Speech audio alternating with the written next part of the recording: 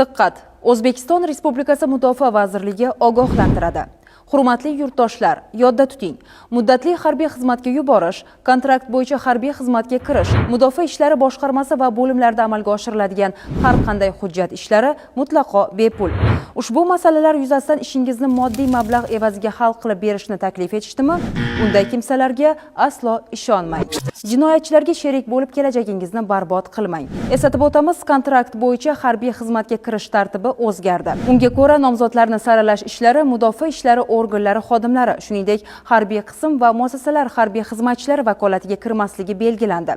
2025-yilning 1-yanvar sanasidan kontrakt bo'yicha harbiy xizmatga kirish bilan bog'liq masalalar markazlashgan holda faqatgina Mudofaa vazirligi markaziy apparati mutaxassislari tomonidan amalga oshirilishi belgilab qo'yildi.